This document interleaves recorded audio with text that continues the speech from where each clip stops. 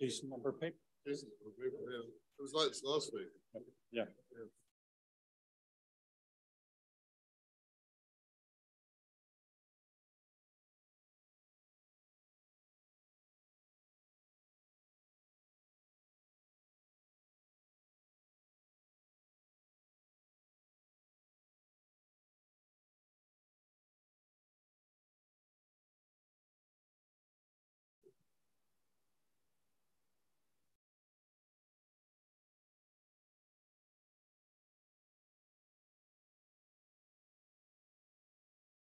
Thanks, Susan.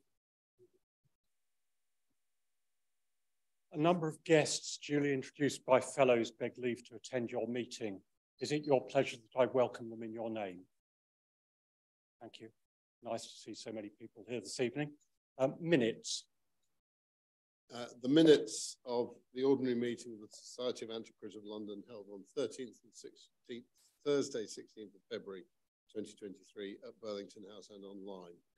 Professor Rosemary Sweet, Vice President, in the chair. The minutes of the ordinary meeting of Thursday, 9th of February 2023 were read and signed. The following communication was then laid before the Society. The first history of Elizabethan England, William Camden's Annals of the Reign of Elizabeth I, by Dr. Alexandra Guider, FSA, and Dr. Neil Younger. Thanks were returned for this communication. The Vice President announced that the next meeting would be on Thursday, 23rd of February 2023, then adjourned the meeting. A reception followed. Is it your pleasure that I sign these minutes as a true and complete record? Thank you.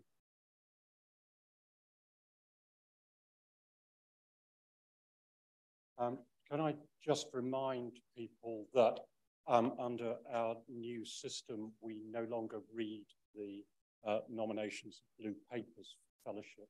These are now available on the Society's website in the Fellows area, where there are links to blue papers and the ballot system. Admissions. The following being in attendance and having signed the obligation required by the statutes desire to be admitted a fellow. Ross Cook and Peter Kuril-Klitgard.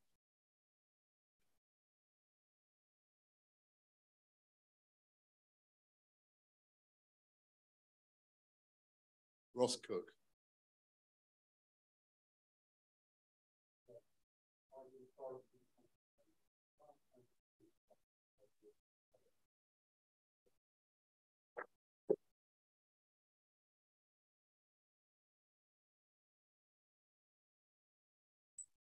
Peter Kuril-Klitgard.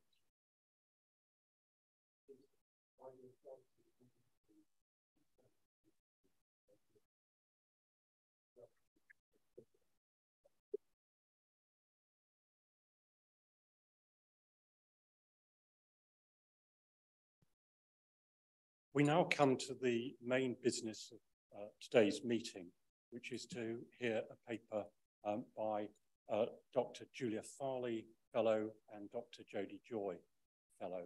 I should say that Jodie hasn't been well. He's joining us online for the questions. So Julia is presenting the paper. Julia is curator, British European Iron Age collections at the British Museum. In 2015, she was one of the lead curators on the museum's major exhibition, Celts, Arts and Identity, organised in partnership with the National Museum of Scotland. Particular interest in Iron Age metalwork and craft practices. She's currently on secondment as lead curator for the Reimagining the British Museum project, great new project looking at new long-term plans for the redisplay of the museum's permanent collections. Jodie Joy is Senior Curator of European Archaeology at the Museum of Archaeology and Anthropology at the University of Cambridge, who's previously Curator of European Iron Age at the British Museum. He specialises in the archaeology of European Iron Age, particularly then metalwork and art from the period. Their paper today is Shedding New Light on an Old Treasure, Re-examining the Iron Age hoards from Snettisham, Norfolk. Welcome, Julia.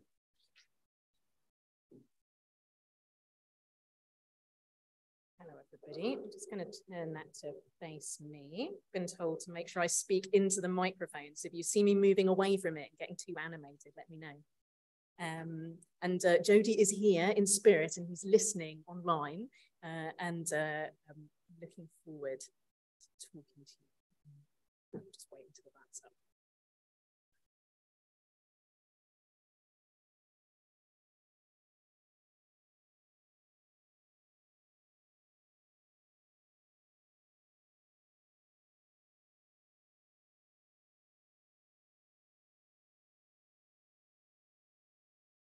It's very exciting, creating a bit of sense of anticipation. Brilliant. So hello everybody, and thank you for the lovely introduction. I'm going to be talking to you about the site of Snettisham, and very specifically the late Iron Age hoards from that site.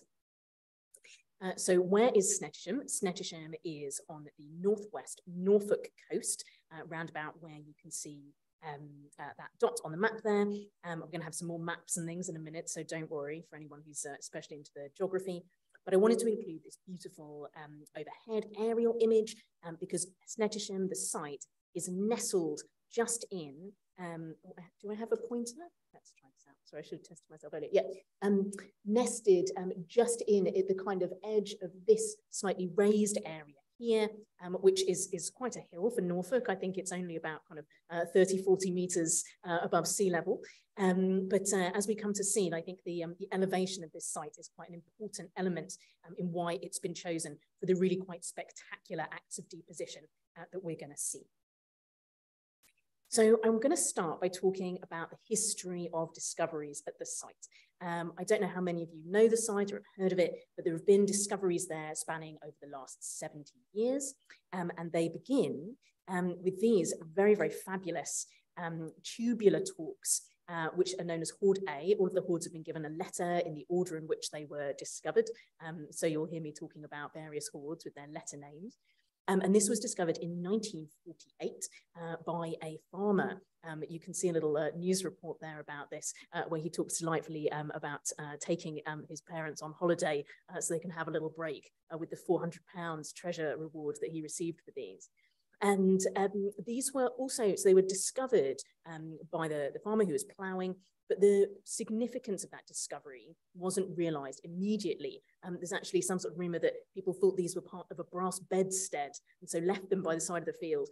And the person who recognized and was able to comment on their significance was Roy Rainbird Clark, who was then a curator at the Norwich Castle Museum, where these objects are today. And so he, realizing the incredible significance of this wonderful find, there's nothing else like this from Britain at the time, led an excavation, and he discovered hoards B and C, which are much more fragmentary kind of hoards. And there were subsequent discoveries over the following years. The most spectacular, perhaps, of which, and one of the most spectacular objects from the whole treasure, is the so-called Great Talk, which was discovered, so it's kind of Horde E, you will see a picture of it in a moment, in 1950. And you can see here Tom Rout, who discovered that one, and it's tangled up with some other objects. Legend has it that the Great Talk was tried on by King George VI when it was taken to him at Sandringham shortly after its discovery. This was apparently corroborated by Princess Margaret. None of these people are still around anymore, but legend has it that it was brought to him, this incredible object here. One assumes they had perhaps slightly dismantled the way in which it was found at this point. This is a reconstruction made of that in the 1970s of that way that it was discovered. And he looked at this fabulous object and says, to whom does it belong? And of course, because it was treasure trove under the law at the time, the landowner said, well, to you, sire. And King George Lesant has placed it around his neck. So I don't know if it's true or not, but I leave it with you. I hope it is true because it's a delightful story. There were a handful of other finds that occurred in the 1960s and the 1970s. But there were also metal detectorists active in the area, especially in the 80s and 90s, who were convinced there must still be more in the ground. Already, what had come out of the ground at Snettisham would have been more than enough for really any other Iron Age hoard almost from this period. So It wasn't guaranteed at all that there would be more in the ground, but the detectorists were right. And here you see, with the metal detector and the headphones on there, that is Wing Commander Charles Horde, who in the late in 1990, in November, as everything was kind of getting cold in the field, discovered Horde F, which is this fabulous fragmentary hoard. You're going to see many more images of that. And as a result, he reported it to Norwich Castle Museum. They called it the British Museum. And Ian Stead, one of Jodie and my illustrious predecessors as the Iron Age curator at the British Museum, came and led a fantastic series of excavations in the early 1990s, which we're working on publishing at the moment. This, I've been slide scanning, as you can see. This is the 1990 excavation team, and you see Ian there as well. It was a tremendously difficult dig, I think. This is right in, you know, the early December. You can see how kind of like frosty and hard the ground was, but it must have been an absolutely incredible time to be digging. The most spectacular finds are in situ hoards, nested hoards of talks. And I'm going to be coming back to talk more about these. These are really, for me, at the heart of the site. But you can see, slightly daunted perhaps there, Peter Makey, who's one of the excavators on the site, and he's been writing up the flint for us. Hello, Peter, if you listen or ever listen to this. So this is that first in situ hoard. Things have come up before, but they've never found anything quite like this, most of it before it's been disturbed by the plough. And this is the upper pit of Horde G. Several of the hoards have two pits, and I'm going to talk to you a bit more about that in bits to come, spoilers for what's ahead. But here is the upper pit, and here is excavation beginning of the lower pit. That's the top talk there from the lower pit of Horde G, and we will meet him again. And you can see there some of the recording and things was being done on site that has allowed us to now kind of unravel and make sense of these finds. So the excavations continued. The hoards are mostly excavated in that first 1990 season, but the team went back in 1991 and 1992 to investigate more of the site. And I wanted to include this because one of the things they found was a partial enclosure of the site, this large monumental scale V-cut ditch that had partially enclosed much of that area. I'm going to have an image for you in a moment, and this is an entrance to that down in the southwest. You can see also that there's lots of woodland on bits of this site. So it was, I think, a very challenging place to excavate. And there were further metal detected discoveries in the early 2000s, nothing quite on the scale of what we'd seen before, but that led Natasha Hutchison in 2004 to go and do an excavation in part of that woodland, very, very difficult area to investigate and excavate, and discovered the square footings of what appear to be a small Roman temple. So I'm going to put this on some maps for you in a moment, but I wanted to start by doing a bit of that geography, a bit of that context. Where are we in the landscape? So I've already orientated us, hopefully, to know that we are in northwest Norfolk up here, and that we're nestled down in the corner of this really looking like a kind of crooked finger reaching out into the wash. This is Ken Hill. Is the site of Springwatch currently. So if you've been watching Springwatch, that's where it's being filmed. Less on the Iron Age, but some excellent animals. So this is the enclosure around Snettisham. I'm calling it a partial enclosure because actually it doesn't cover the very, very bottom side of the site. And that's because this is sloping away down to the wash. So this site, at the time it was probably being used in the late Iron Age. So it's obviously been used as well in slightly earlier periods. The activity at the site from around about 250 BC with those hoards going into the ground, we think around sort of 60 to 50 BC. And at this time, you might have had to approach it even by water. There is some evidence from field systems that there's other kind of settlement activity happening down here, and a later field system overlaying the site of Snettisham as well. But we don't know some of the precise chronology there and relationship. But we do know that this is clearly a kind of densely settled landscape, and that this is a very important kind of promontory, a really distinctive feature in that otherwise quite flat landscape, and with some beautiful views down into the wash.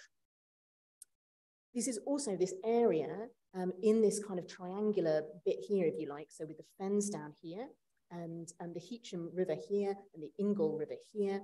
This area is a real dense kind of hot spot of around about 1st century BC metalwork deposition. There's quite a lot of it going on, though Snettisham is by far and away, for my money, certainly the most impressive, especially in terms of the finds.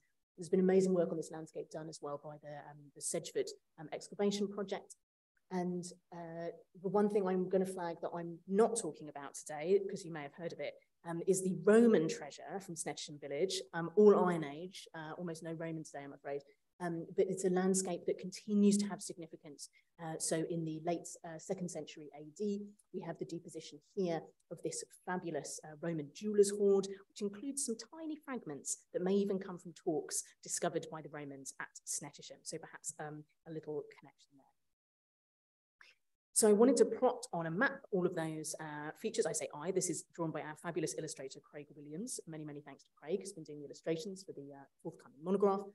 And I wanted to kind of just bring out some of these things I've talked about. So here's that partial enclosure of the site, and you can see the areas where the excavations took place. And I'm going to be talking today about 2 phases at the site. There is some earlier activity as well, but not going to take you through absolutely everything.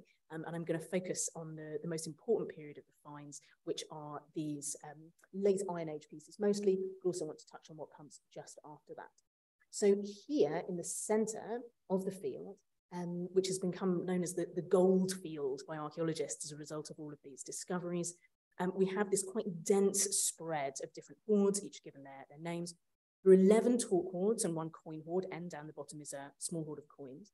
Some of them, like Horde F, consist mostly of fragments, but many consist primarily of complete talks, often in that kind of nested arrangement that we saw. There are a very few coins in these hoards, really very, very few. You see some of the ones there from Horde F. From the hoards that do contain coins, as far as we can tell, the latest coins are minted in that time period, about 60 to 50 BC, which gives us a terminal date for, you know, by when those hoards must have gone into the ground. And we know, though, that some of the objects are old at the time they're buried. So another fragment from Horde F, we're going to talk a little bit about organic components to the talks in a bit. But this is an example of one of those which has been radiocarbon dated to 370 to 160 approximately Cal BC. So we have good reason to believe that many of these talks, a lot of them are heavily worn, many of them have been damaged, broken, repaired. Some of them show a kind of mixture of art styles, including some quite archaic styles as well. And those are telling us that some of these objects are really quite old when they go into the ground. But we know they can't have gone into the ground before the mid-1st century BC, because included in those deposits are these later coins. So we're seeing these mixed deposits that potentially include some heirloom objects and some newer pieces. And I'm going to try and unravel the reasons behind that for you as we go through the talk. There's a second phase, which is the kind of early Roman period, around about the first 2 centuries AD. 2 later hoards are buried. One of ingots, Horde M, is large, amorphous copper alloy. Even calling them ingots is perhaps slightly misleading. They're kind of partly molten, solidified chunks of metal. And one of coins, potentially buried in a silver bowl. That is the lost silver coin hoard, Horde P, which was night-hawked by metal detectorists during or between some of the seasons of excavations at the site, showing how important it was that this material was recovered at the time that it was. But that one has been sort of reconstructed by other scholars who've looked very carefully at entries in sales catalogues and things for objects, that, coins that were going into the trade at that time. This is the period as well where the site is enclosed by that large V-shaped ditch that we saw. And so that picture I showed you at the beginning is down here in that southwestern entrance. And this is where the site slopes away down to the wash. And that possible Roman temple structure may also date to the early Roman period. So what I'm going to really zoom in on in the talk that I'm going to give you for the rest of the session is the late Iron Age finds. The finds from that period we think are going into the ground around about 60 to 50 BC, but potentially include some much earlier objects. And I've got some pictures that you are some of the first to see. A huge shout out, if he is watching or ever watches this, to Rod Travascus, who's assisted us with making the plates, which I'm going to show you. So the majority of these objects that we see are talks, they're ornaments we think were worn around the neck. I'm going to talk about some sizes in a little while. There's around 1,200 individual metal fragments from Snettisham, and cataloguing that has, I think, broken parts of my soul. But we're now there, so you're seeing some of the sort of first fruits of this as the whole volume comes together, and also bringing together collections from across Norwich Castle Museum and the British Museum for the first time in the volume, which should be out later this year. Most of those talks are either these tubular pieces like Horde A or multi-strand talks, like a very simple version of one of which is that we see on the right. Some are in gold, silver alloys, others are in copper. This is some images of some of those tiny fragments. You can imagine our joy at cataloguing these from Horde F. And I really just want to flag the sheer diversity of material from the site, the vast quantity, the way that some pieces have been clearly deliberately broken and interlinked in certain ways, sometimes including these simple kind of ring fragments, which I'll come on to more in a moment, as well as talk fragments. And we very rarely, if at all, get two fragments of the same object, and almost every single talk from the site is pretty much unique in some way in terms of how it's made. There is incredible diversity, for example, in the terminal forms. Don't worry, I'm not going to talk you through my typology or our typology in detail, but just to kind of flash up there, the sheer diversity that we're seeing in terminal forms, and also, and you'll be especially glad I'm not talking through this one, but the construction of these objects. They are all made by twisting wires together, sometimes in multiple stages of combination, which is what this kind of slide refers to. Sometimes as many as 4 different stages of twisting and coiling, and that can create a braid-like appearance like the ones we see just down here, bottom right, but all of this is created just really simply by twisting wires together. I had a go at making one. I love objects, being a museum curator, and I think you don't fully understand something unless you've had a go at making one yourself, so I did. You can see me here with clamped in place these 2 ends of the wires, and then just simply turning them with what for me was an instinctive kind of right-handed twist. Almost all of the talks have that as their primary kind of twist direction, and you can see the one I made there down the bottom, and my attempt at copying, but in a much cheaper metal, the original talk L2 from Horde L. The talk is calling from inside the building. I have him with me, so if anyone's sticking around for a bit afterwards, I can pass him around and you can have a little look. I shall leave him there. I thought about wearing it, but I thought it might be overkill. So that at the fundamental level is the really simplest element of how these talks are made. But our colleagues in scientific research departments, some of whom we are privileged to be joined by today, have also been able to shed more light on some of the elements of the construction and making of these talks. And one of those is the presence of organic cores in some of these objects. So whilst I've been showing you just really twisting 2 wires together, the very most simplest basic form of talk construction, some of the talks are made instead by coiling the wires. And in order to stop that coil from collapsing, they have wrapped it around an organic core. And these seem to be made of flexible wood. So we have seemed in a scanning electron microscope image here, courtesy of our science department, many thanks. We can see, so analysis of those wooden cores, which are preserved because they've been charred in some places, perhaps during the manufacture of these objects, such as casting on the terminals. And Caroline Cartwright, the British Museum, has been able to identify the woods used. She's found wood from alder, hazel, dogwood, field maple, willow, and elder. So we have here, again, thank you, Nigel, for these, some illustrations of what those plants might have looked like. Some of these may have been coppiced, but they're using really thin, springy twigs, real awareness of the kind of material that needs to be used to allow the bending and curvature of those objects there. So a really nice discovery from the science team. And another element that we know, I'm going to talk a little bit later about colour. And there's something to understand about how these talks are made. So the picture I showed you of me twisting those rods together cut out the first stage, which is making the rods. And so our colleagues in science, we are joined as well by Nigel Meeks in the first row. Hello, Nigel, who's done incredible work on this. And Nigel has worked with a metalsmith called John Fenn to look at how those wires were made, this real core element of the construction of these objects. And the wires seem to be forged out from a square section, kind of block or rod, and they're forged square, and you have to have these repeated cycles of hammering and annealing to stretch the wire out, then heat it again to soften it up after it's kind of work hardened and started to become brittle, and hammer it out again. And between those, you might be pickling that wire by dropping it into some acid or treating it with acid. And this has a particular effect. So what you're looking at here is a cross section, another a microscopic image, courtesy of Nigel, which shows that effect on the wire. So the core metal here in the center is quite copper rich. The actual original alloy is over 50% copper.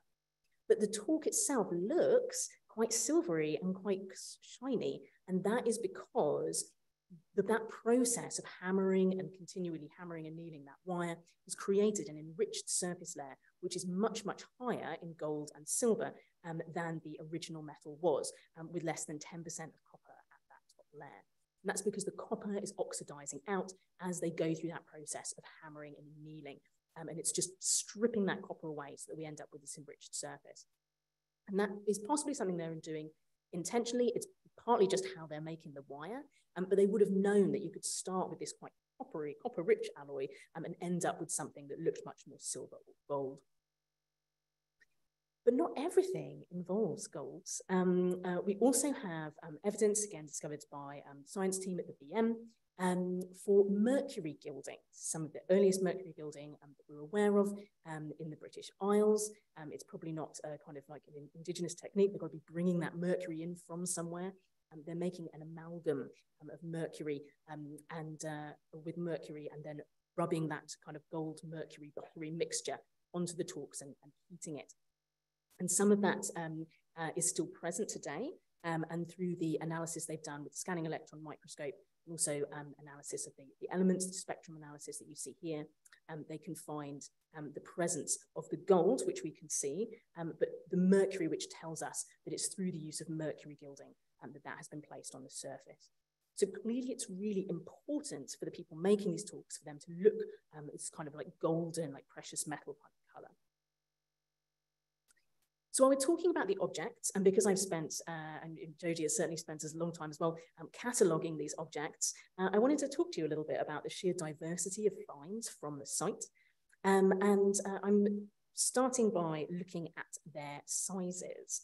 So this is the approximate internal circumference of all of the complete and near complete kind of, panannular objects from the site. And just to kind of make this slightly more legible to you, I have popped on there the average modern collar sizes for men and women. So of course, not that we can completely project that back into the past, but it can give us a sense of like what these objects are used for and how they might have been worn. The four smallest objects must certainly be bracelets. They couldn't really be worn around the neck, even of a small child.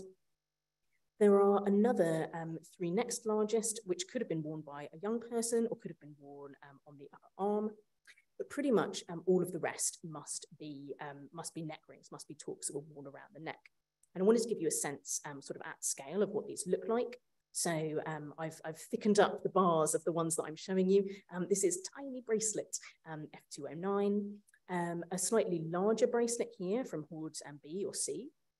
And then we start to get some talks, and you're going to see this one again, remember G14, one of these small pieces which could be worn on the upper arm or could equally have been worn around the neck of a young person or somebody very, very slender. And then we have smaller talks here, like H11. Remember him as well, he will reappear. And then just to give you, just again, a sense of the sheer variety of objects and the variety of sizes. And H7 and G11 will make reappearances as well.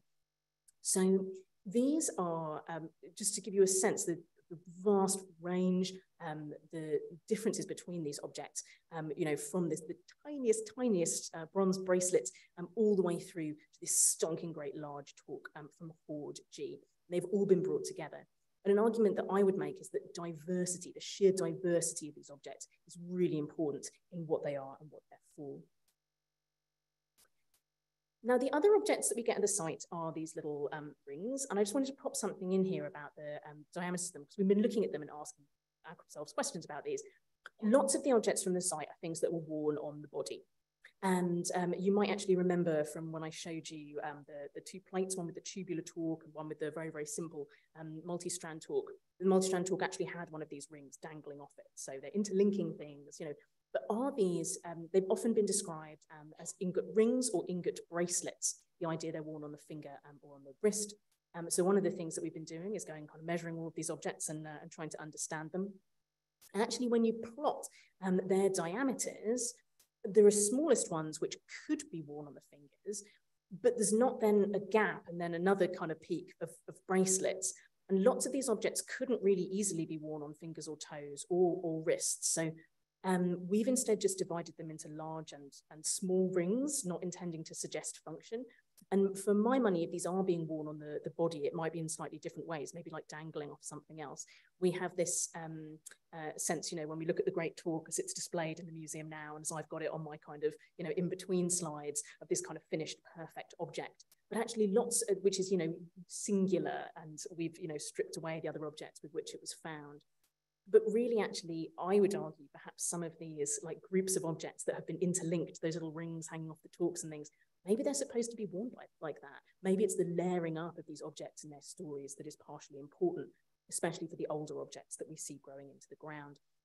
So some of these objects, although they instinctively look familiar to us, and we see, oh, a ring or a bracelet, actually, when we really start to study the assemblage, some of those sort of modern categories break down a little bit. So now I'm going to talk about depositing the hoards, because I'm a museum curator, so is Jodie, and instead he did the excavations. And so we come at the importance of this site through the objects, and that's really what I wanted to share with you today. And there are some questions. So I said I was going to come back to these kind of like multiple pit hoards, these different kind of stages of deposition. And some of the possibilities for how those talks are being ordered in the ground and why they're found as they are in these pits, you know, one above and one below the other. I'll have a little section for you in a second. One argument is that it might be by metal content, with the more valuable talks, the ones with a high gold content in the bottom. And another argument potentially is that it's the more kind of golden coloured talks near the base, not necessarily just the ones that actually contain a lot of gold metal. Both of these are absolutely possible, and this is very much a kind of yes and that I want to suggest here. But when we've been looking at these and the kind of like structuring of these deposits, Jodie and I would suggest that there might be some other things going on as well. So I'm going to talk to you about three hoards: Horde G, Horde H, and Horde L. Horde G and H are very similar. Horde L is probably the most spectacular hoard from the site, kind of in terms of a single assemblage of objects. And but it has similarities and differences. And I'm going to talk through the lower pits and then the upper pits. So this is Horde L in the ground. If you have seen one photo of Snettisham and the material from Snettisham, it'll either be the Great Talk that's on my kind of sort of intro slides, or it will be this picture. And imagine excavating that. Like, this is not posed, this is an actual excavation photo of these talks as they appeared in the ground. You know, we have these kind of, you know, first-hand accounts from the people who are digging them up, and so that kind of interesting colour on that talk that's near the top, that, for example, you know, it oxidised immediately as soon as it was exposed and began to look that way. So, you know, really, this is straight off. This is the first moment of discovery of those talks, which is incredible. And what you're looking at here is the lower pit. So I've got my very simple schematic kind of section drawings here. We're looking at these talks right in the very, very bottom. That's what I'm going to talk about first. And later, people have come back and they've dug another pit in the top and deposited an upper deposit. And the same is true, broadly speaking, of Hordes G and H as well. And what I'm going to do is I'm going to look at the lower pits first as a group, and then I'm going to look at the upper pits and talk to you about them a little bit. And some of those talks that I asked you to remember from the beginning are going to reappear. So look forward to their little cameo appearances. So this is the Horde L lower pit. And we show out the picture like this, but to kind of show you the order in which these went into the ground. They start with these very kind of heavily worn, often very broken talks. This one here, heavily repaired. This one completely busted at the back. I think unkindly known, the grotesque talk is the name that he's inherited. these talks gradually added, this is the order in which those are deposited into the ground to create this pattern here. You'll see they're spread out quite widely, and I would invite you perhaps to imagine different people stepping up with these talks of very different kind of sizes and scales, and placing them into the ground in such a way as to maximize what's visible as people are looking into the ground at this deposit. If we look at the Horde G lower pit and the Horde H lower pit, they're really different. So Horde G starts with a deposit of 4 of these rings of sizes that they could have been worn on the arm, if that's what those are for. And then comes G14. I told you he'd reappear. Here he is. This very, very simple, very, very small talk, either worn by a young person or worn on the upper arm. And that is, it's a bronze object. Then they place gradually these other additional kind of bronze talks with this kind of spiral coiled design. And finally on top, and that was the picture you saw when I was showing you those excavation pictures, this absolutely fabulous second largest talk from the whole site, talk G11, absolutely stonking great thing. I think perhaps it is so big because you can't bend it to get it on and off. So they've had to leave this big space for you to slip it onto your neck there. So it is definitely something that could be worn, but it is huge. The Horde H lower pit has a lot of parallels. So the first one that goes in, again, I told you he'd be back, is H11, just like G14, really simple, plain, in this case, 2 strands, talk just twisted together like that really simple one that I made, and of a size that it would perhaps be worn by an adolescent. Then again, they layer in these 3 pieces here, which are these kind of coiled, quite simple buffer terminal talks, those little flat ends. And finally, on top, directly nested, not like the spread out Horde L, again, this fabulous, really flamboyant, incredible talk, H7. It is crammed so tightly into this hole that they have dug in the Iron Age to place this into. You can see its terminals today are spread apart, but in the ground, they are even overlapping. And it's so beautifully preserved that as they were lifting it out of the ground, it sprang back into the original position, having been constrained for over 2,000 years. So just to give a sense of the kind of metals and things, so we've got bronze talks, a gilded talk, and then that much more kind of like gold-rich talk at the top. And we have something quite similar, a mixture of kind of gilded and bronze talks with this very, very fabulous talk at the top, G11, which again is the one with the highest precious metal content we think in the whole assemblage. And that's very different to Horde L and what we see there. So Horde L actually has some of the highest gold content talks down the bottom, and the bronze pieces and the gilded piece actually near the top. There's also kind of, backwards a little bit in what you might see. So Horde G starts with this piece, Horde H starts with this piece.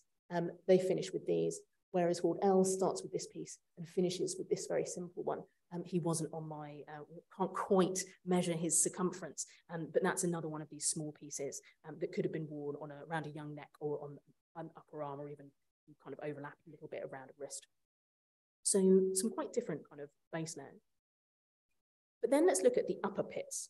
So those objects have been buried, and we've come to timing between the hordes in a bit, but in terms of each individual pit, we've seen the things that went into the bottom. They seem to have been backfilled, and then somebody comes along later in the same spot. Was it marked in some way? Was it not very long later? We don't know. And they dig a small hole into the top and make a second deposit. In Horde G, they place these 2 pieces at the bottom here, more of these kind of coiled bronze talks, and then a series of quite similar, quite standardized talks here in mostly kind of, gold silver alloys, but tending towards that more silvery color, coming up towards the top. All of these talks are fairly similar in size. They're, more standardized than the ones we saw in that very, very discrepant kind of lower pit. Likewise, Horde H, they come along and bury some of these bronze and silver alloy talks, quite similar, all quite similar sized. And that is the deposit we have there. This one is particularly curious because it's made of 2 talks, from 2 complete talks, then twisted together. So many questions. I will not attempt to unravel that one for you, neither literally nor figuratively in this talk, but there's doing some really interesting things with these objects. And now let's look at the Horde L lower pit. Now the Horde L, the Horde L upper pit. The Horde L lower pit was really different to Hordes G and H. But the Horde L upper pit is actually pretty similar. Again, it's bronze and quite high silver content talks, which have been buried one by one into this little stack, all quite similar sizes. But it does finish with this really quite fabulous talk on top. Though again, silver alloy talk, it's fairly standard size compared to the rest. So we have these lower pits in G and H that are really quite similar. I think that the people who buried each of those, either they were done at the same time or they were aware of them. They're too similar, I think, for that to be pure coincidence. Whereas we have something quite different in Horde L. They're laid out much more round, much more variety in the objects, and perhaps even in the kind of reverse order in terms of what's going into the ground first. But those upper pits are all actually quite similar. The fact that you're coming back, you're burying these more standardized bronze and silver alloy talks there into the top of this without seemingly that kind of distinctive structure that we saw in the lower pits, I think is interesting. And certainly I see a closer relationship between upper pit of Horde L and these upper pits than I would otherwise. And there's something else I just wanted to draw attention to in terms of tying these together. That I mentioned that interesting talk from the top of Horde L, and I want to compare it to the very, very, very first one that went in. I talked about the different stages of twisting and coiling to make these talks, and I said that some talks were as complicated as having 4 separate stages. There are only 4 talks from the whole site that have that. This is a site where over 300 objects are represented, of having those number of multiple sets of twists. One of them is H7, which caps that lower pit of Horde H. One of them is this one, L21, and one of them is the top talk. So from this whole site, 300 different objects, there are only 4, one of which is fragment. And these 2 are the first and last ones to go into this pit. And they are visually, in a world of talks where diversity seems to be key, they are visually quite similar. So I think that the person who placed this talk last into the pit was making a visual reference to that very, very first talk that went into the lower pit. And that suggests to me that the time difference, also the fact they're able to go back to this exact same spot, the time difference between the deposition of those hordes is perhaps not huge. And I would guess that the later hordes, those upper pits of Horde L and Horde G and H, are perhaps going into ground at a similar time. So there seems to be a really close interconnection between these different deposits that are going into the ground. As far as we can tell, we think that most of these deposits are buried over a reasonably short period of time. The ones that are easiest to date are the ones where we can have that kind of terminus post-quem from the coinage, around 60 to 50 BC. They don't all have coins in them. Really, mostly it's the talks. It's only hordes F, B, and E that seem to have the inclusion of small numbers of coins. But there's no reason to think that this isn't a reasonably concentrated period of deposition. When we look across all the hordes, we don't find linking objects. I have looked very carefully, but we do find these kind of parallels in the assemblages, in the ordering, in the deposit. So I think and I hope JJ agrees with me, he's probably listening, he can tell you afterwards if he doesn't, but our thinking is that these probably go into the ground at a similar period of time. I don't think there is a single structuring principle behind these hordes, whether that's color, whether that's metal content. I'm sure there are elements of that. And as I say, this is very much a kind of yes and. But I think they have been very carefully ordered. And I wonder about the people these objects belong to. When you look at the sheer variety of sizes, styles, designs, I don't think we are looking at objects that are owned by a small number of people. I think we are looking at objects that are owned by a whole broad community here. Young people, men, women, older people, and senior people as well, perhaps. So I suspect, if people would have had to have come up and laid these down individually, they're not being slung in a bag, they're being placed individually, maybe by one person, maybe by different people who are being invited to come up and lay that talk into the ground.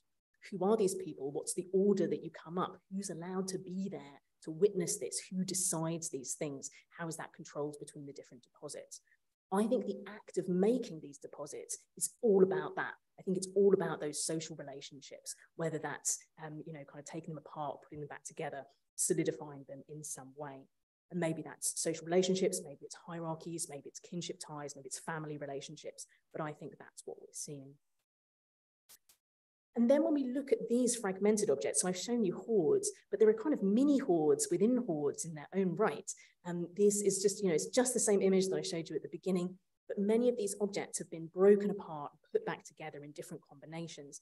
And even when we seemingly see pairs, so we have two terminals here in that very, very top left-hand one, and you probably think, oh yeah, it's two terminals. Two terminals from two different talks though, really similar, but not quite the same. And they seem to be, almost looking for diversity in how they're grouping these pieces together, just as they are in the hoards.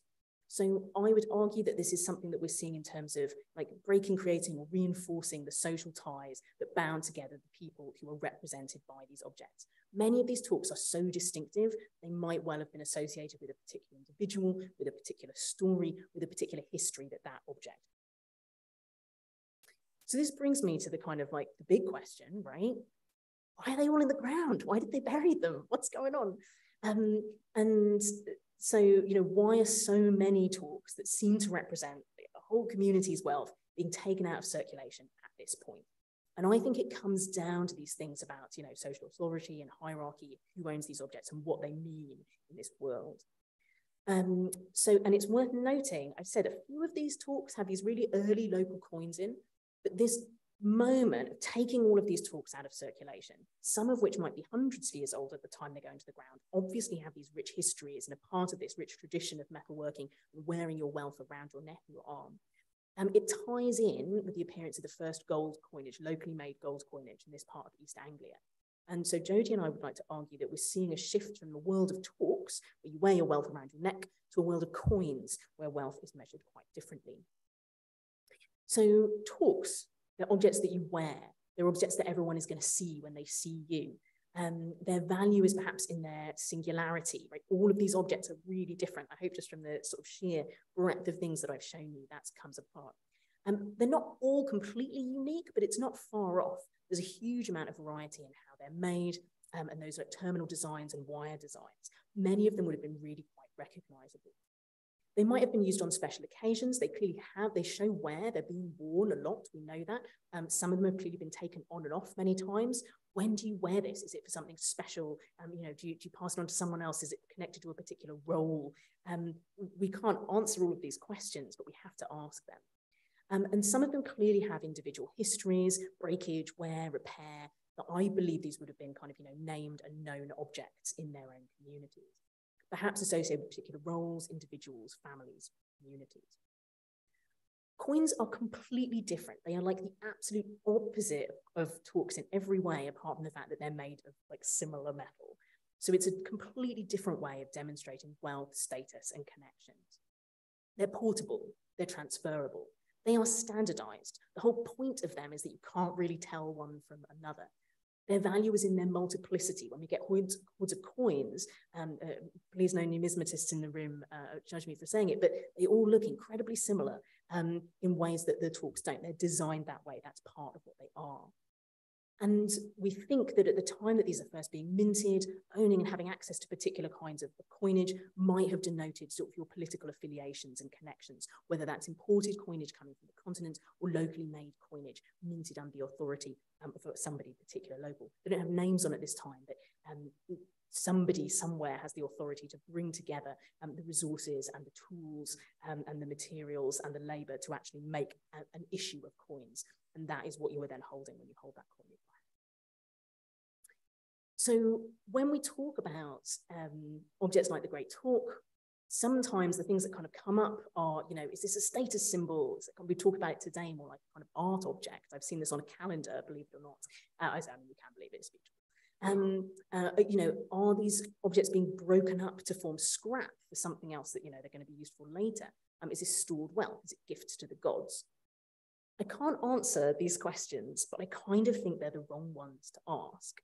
And instead, I would suggest that what we're seeing and why these objects are going into the ground is that these are really potent objects, recognizable objects with their own stories and their own identities, and that maybe they've become problematic, maybe they've become passé and outdated in a world where now you're expressing your wealth in a really different way. these are a really visible kind of an older form of social authority. They have been collected together. Jodie has written some great pieces about the hoards themselves as collections. The collection, the assemblage at Snettisham, that is an act in itself, which we are then seeing kind of fossilized in the ground by the people who are wearing and making these objects. And they're being taken out of circulation. Once it's gone into the ground, we don't have any evidence that people have come back and removed them. No, of course, it's not impossible. And that perhaps this is at that time, this kind of mid-1st century BC, is time of great social change in Norfolk. And I would argue, and Jodie and I would argue, that this deposition is a transformative act. So they're making way, they're taking the old out of circulation, making way for a new form of status material, which is coinage, which is used in a very different way. Ooh, went slightly faster than I thought. But that is what we wanted to share with you today. And I can't finish without saying some huge thank yous. So there are too many people to thank. To name everybody, but we wanted to thank Ian Stead and the excavation team and all the people who've been involved at the site over many years, colleagues at Norwich Castle Museum who've been incredibly helpful, kind and supportive and have fed in a lot to this publication. All of our colleagues at the British Museum, Science and Conservation especially, and there's a special thanks to Nigel for making some of these slides for me today. Illustrator Craig Williams, who made those images for you, the British Museum photographers who took some of the photos, and Rod Travaskis, who created those beautiful plates for us, JD Hill, who's given us many insights into the site, and many, many others, including some people in this room. So thank you, everyone, for making it possible.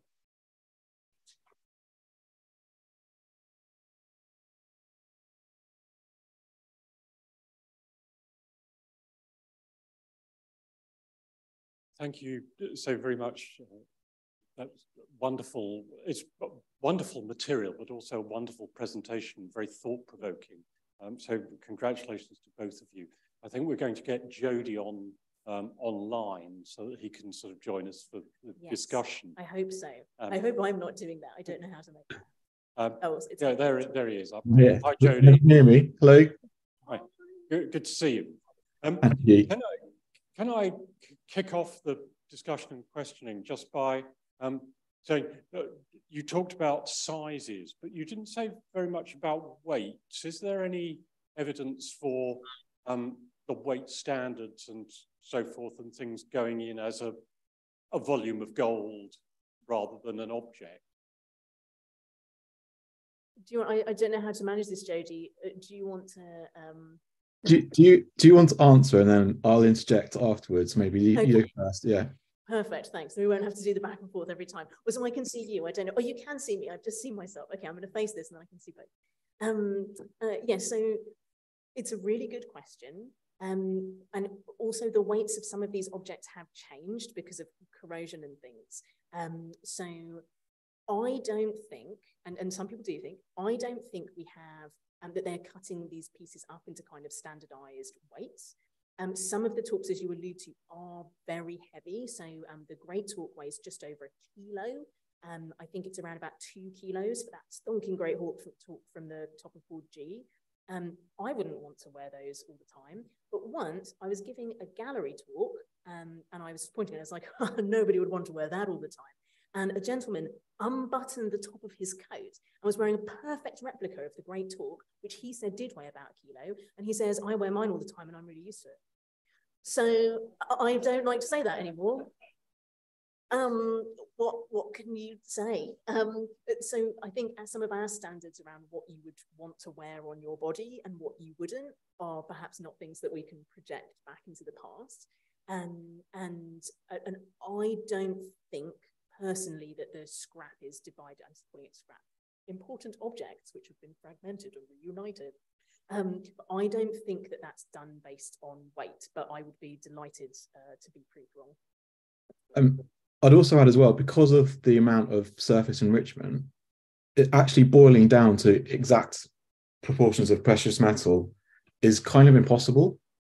So yeah, I think I completely agree with Julia with that, but actually trying to work out how much gold is in one of the talks is probably quite tricky to work out exactly. So, and if we can't do it necessarily, I'm not sure that people in the Iron Age could do it as well.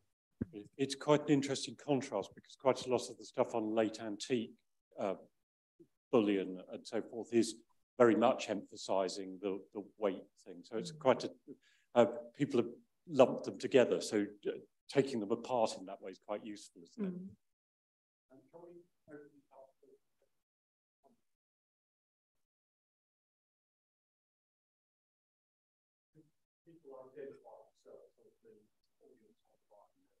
My name is Mark Hassel, and I came to the lecture this evening and met two friends of mine. One of them actually was being admitted a fellow, and the other was a friend called Paul Fox, and they're both interested in heraldry, and they were going to this same evening. There's a meeting of the Heraldry Society, which is why they left early to go to that. And thinking about heraldry, where you do get both family connections and you also get status, particularly in the crests of helmets, whether they're shown sideways on or frontways on, and so on. And I just wonder, in a sense, the heraldry, which has both the family connection and status to some extent, is a sort of a parallel. And I wonder if there are other parallels that you could perhaps mention. Yeah, so I definitely think, so we don't have any kind of like particular imagery that appears on individual Snettisham talks, but not on others, or appears at Snettisham, but not elsewhere. Though I'll let Jodie speak more about the art after me, because she will do that much better, Jodie. But I absolutely think, yeah, there's something about these objects being really recognizable in the way that like a crest is, and perhaps being associated with different families or with particular status or particular roles. I think there completely is a connection there. And I suppose the other thing that's most similar to that, I would suppose, from the late Iron Age, is as we start to look at coinage, where we do see particular regions and perhaps particular ruling families kind of catching on to particular kind of like symbols and images. The boar, for example, is used in East Anglia by certain rulers and certain areas, but isn't really used very much on other coins from late Iron Age Britain, for example. So I do think that perhaps as we start to get into coinage and people trying to identify themselves as a particular ruler, there is something we're seeing there about that kind of symbolism. Yeah, I completely agree. I think that, like you were saying, like if you're wearing something on your neck and it's visible, it's got a kind of two levels of interaction in the fact that from afar, I think some of these objects have been very recognizable. And I certainly think that if you're wearing one of those objects, that's a symbol of power. Whatever power you want to see is like authority or whatever it could be, or it could be family power. But they also have some of them also have very intricate decoration that you can only see from close up. So in a sense, that decoration could be another way in which you could show your authority by being able to read that decoration or see it close up. And there's another thing, it's not necessarily about heraldry, but I read this thing about the Queen where having to learn how to wear the crown before she had a coronation. And I think some ways that a talk might affect the way you actually walk, because you probably have to walk more slowly because you don't want it bouncing up and down your collarbone. And you probably stand up a bit more thinking, look at this thing I'm wearing. So I wonder whether that actually, if you walk around in a sort of slightly different way from other people wearing that talk as well, could be, another symbol of its difference.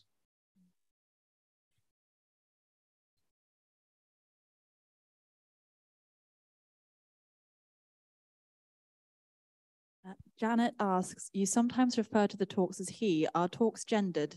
Oh, that's great. Yeah. So I tend to refer to almost all objects as he. I don't know why I do it. That's just a quirk of me, because I think I don't want to say it, because I have a bit of sense of some of these objects as being not quite like people, but there's something kind of like, peer-to-peer in that interaction for me and some of these objects. But that's a quirk of how I talk. I think in terms of so I have no way of knowing like how people in the Iron Age would have referred to these objects, whether they would have seen them as kind of like a person or like ancestral presence perhaps, or not. To come to the kind of gendered thing and thinking about who might have been wearing these objects, if you look at talks, so in other parts of Europe and other parts of the Iron Age, they have burials wearing talks, which is great. So they can say, you know, we can look at a skeleton and say, you know, biologically, female skeletons tend to be buried with talks, or biologically male. And it seems that there is no hard and fast rule generally about who's wearing talks. Sometimes we find them with male warrior burials. In other places and other times, they tend to be associated with female burials. So I think in, you know, continental Europe, people, like both men and women, could wear talks depending on the time and the place. We don't really have very many talk burials from Britain, certainly not enough for us to talk about whether they're worn by men or women. But from the sheer range of sizes, I would say there's no reason to think that they're not worn by both men and women. And in the absence of evidence to the contrary, I would assume that they could have been worn by either. I agree. I think your chart that you put up earlier showing the sizes shows the large variety of that. And although we don't know exactly how far down the neck they'll be worn, I do think that they were worn by not. If you imagine your kind of stereotypical view of a Celtic society with your chief wearing a talk, I'm not sure that the Snettisham finds show that. I think they show that they're worn by both men and women probably. I also think about, in terms of, if you have an object that is, say, 150 years old, like some of them could be, I mean, it depends how people thought about time. They wouldn't necessarily think of it in chronological years like we would. They might think about it with the people who've worn it and associate with that. So therefore, calling it him or her might actually not be completely alien to what the Iron Age people did, because they probably were thinking about the people who wore it before it went in the ground. Andy Hutchinson asks, is there any evidence for metallurgical similarity between the objects in the Horde in terms particularly of where the metals came from? So the short answer is that these are very mixed alloys. So almost all of the talks, so some are just bronze, but some contain a mixture of bronze, silver, and copper. And these are clearly alloys and metals that have been mixed and melted many times in their kind of like history. We can't do, I'm looking at Nigel, who's in the front row, who knows this better than me, but we can't provenance them. We can't say where this metal comes from by looking at the metal in the alloy. So we can't look. I think, is that fair, Nigel? Yeah.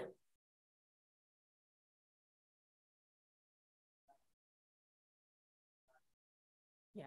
Nigel says, for those listening at home, that there's, and people who can't hear, that there's too much mixing and not enough analysis on the kind of sources that were around at the time, so different kind of ores and things. So unfortunately, whilst we can kind of group the families of alloys, if you like, so the bronzes that people are using in the talks, and you know, some which are kind of like higher gold or lower gold, and Nigel's done some fantastic work on that, as has Peter Northover, who's worked on some of the Norwich Castle Museum assemblage, but we can't use that to say where the metal came from.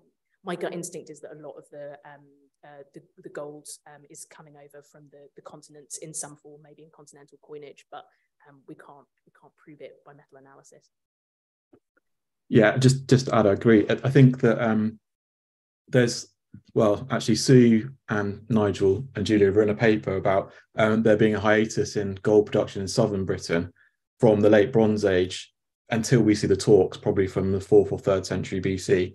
So, I mean, we don't know what happened with the gold sources or why they stopped it, but I think even if there was a kind of local source or a you know, British source of gold, I think some of the gold was coming from the continent, definitely in the form of coins, or actually we even see broken up bits of talk coming from continental sources.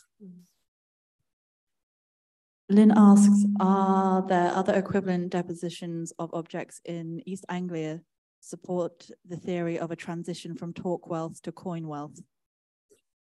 There's nothing quite like Snettisham anywhere, but and also we have to, we often have to date deposits, especially when there's no coins, kind of stylistically. So if we think that these talks are going into the ground at the mid-1st century BC, then if we find a hoard of 6 of them, we're going to say this probably went into the ground in the mid-1st century BC. But actually, in isolation, we can't prove it. But there are other hordes of talks from East Anglia and other parts of Britain that may well have been going into the ground at a similar time. Yeah, but nothing quite on this or anywhere near this scale. Yeah, I just say that where we can date the deposition, which is reasonably rare elsewhere from Snettisham, it all goes in the ground at about this time. And although you find neck rings later on in the Iron Age and in the early Roman period, they're all of a very different form. So it's like these objects were taken out of circulation around about 50 BC across most of southern Britain if they were elsewhere. But the idea of a neck ring continued and was made in a different form. David Boswell, picking up what you've just said, but also going back to the lecture itself, if one thing is succeeding to another, other peoples and at other periods, they usually melt the stuff down to make the new stuff. Now, where talks or whatever are buried with people, that's a very different situation, as you've explained. But these are, it would appear, literally hordes of the same type of object. Yep. Why are they not being melted down to make the new coins? Or if that's the argument, if you see what I mean.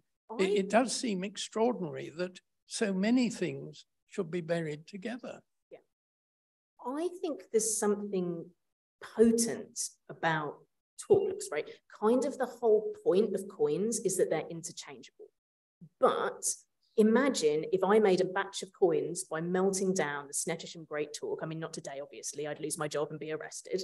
But if somebody had done that, they had taken this object that I think had a name, was associated with a particular, family or a particular role or something like that, like a probably famous object, and then melted it down and made a batch of coins. Those coins are then different to every other batch of coins. And you have done something inconceivable to that object in taking it and melting it down.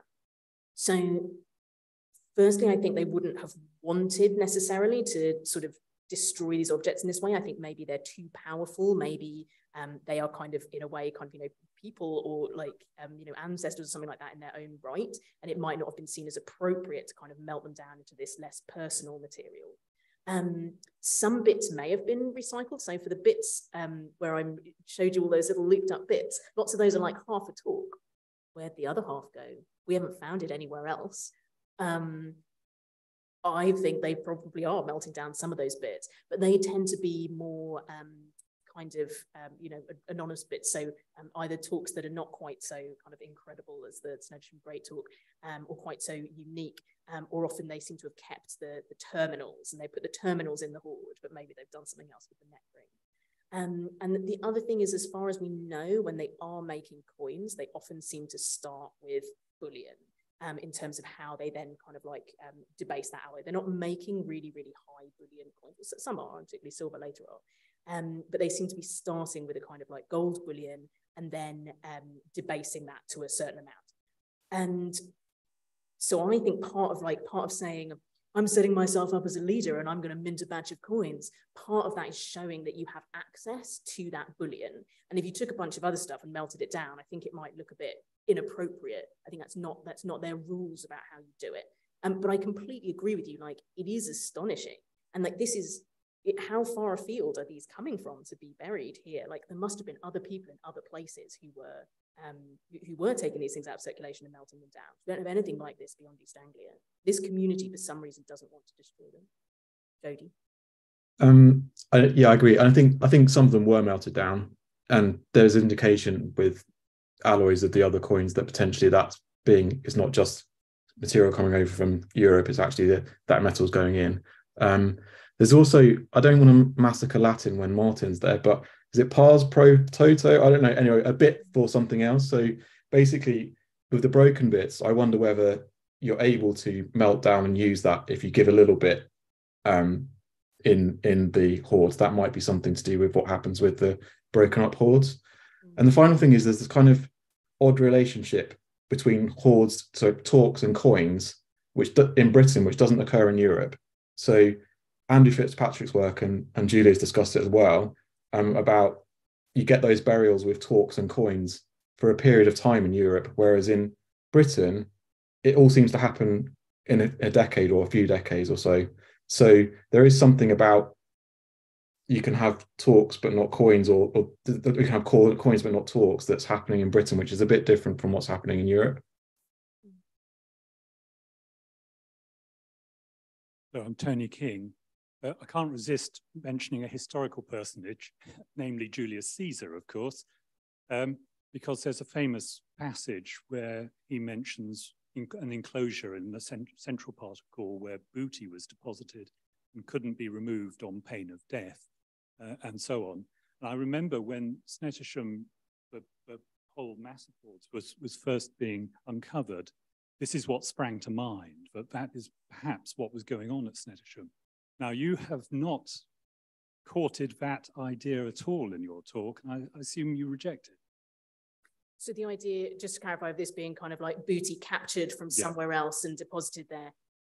So that isn't the feeling that I get from this material, because, so it's absolutely possible, just to kind of like, you know, answer that, like, we definitely can't prove it isn't.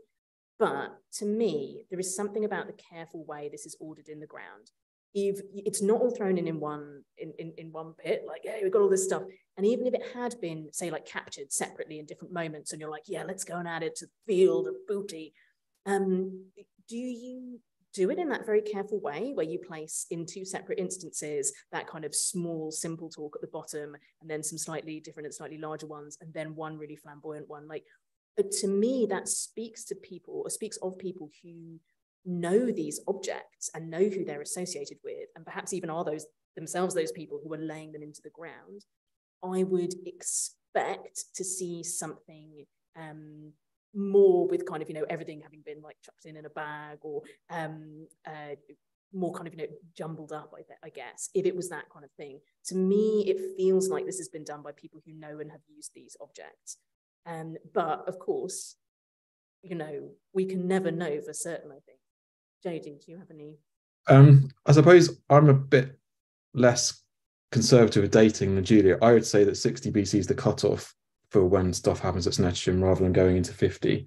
I guess the other thing as well is that the way it's been interpreted, so Dr. Stead interpreted it as a kind of tribal treasure. But what I would say is that what I can see is that there are kind of 14 separate hoards. They're in the same place, but they're all different, and some are similar, as Julia showed. But it's not, if it was all, you know, having to put in the ground because of what's happening and rushed way, why would you have so many sort of separate ones going on? I can't see the patterns that occur at Snettisham don't quite make sense with that interpretation. But as Julia says, we haven't got a time machine. We can't definitely say that it's not the case. But we're suggesting, on the balance of probabilities, we think this is the case.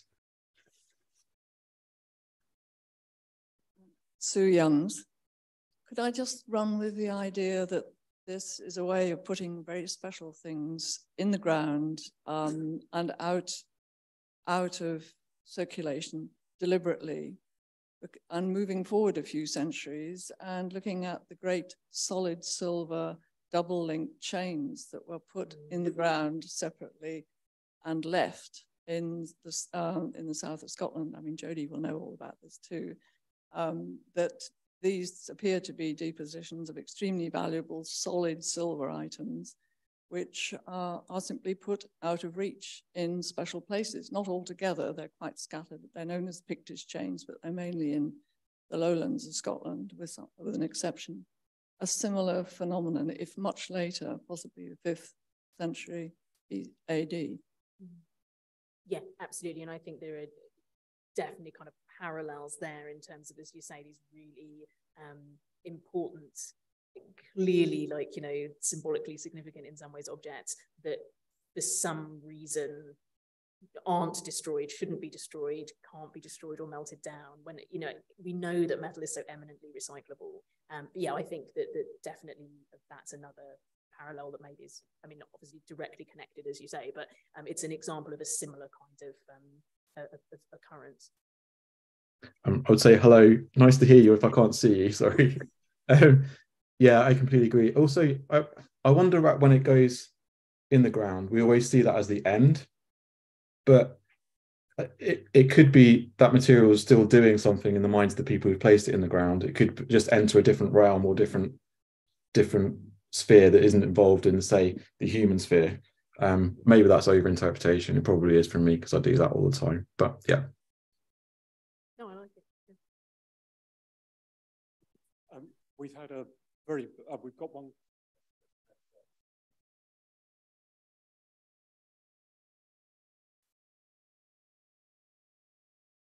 Facetiously, I could suggest that this is Janet Lang, by the way, that it's hi, that it might be the family bank of a number of families. However, what I really wanted to ask was, do you have a date or roughly for your Mercury gilded talk? Thank you. So the best that we know, hi Janet, one of the contributors to the volume. So it's really hard to date them.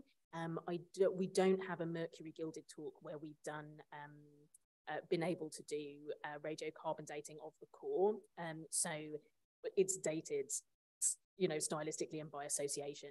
So all we can really say for all of the talks, apart from the ones where we've been able to do that analysis, is that we think they are made sometime between about 250 and about sort of 60 BC. So we can't be more specific about it than that, unfortunately. Anything? No, I can't answer that. Sorry. Thanks. But it's a good question, yeah. We've had an extremely rich lecture. So one of the great sort of national treasures of our museums. Very interesting new ideas about it, and refreshing to see how those ideas are received by the audience. So thank you very much indeed. Can we express our thanks to Julia and Jodie for the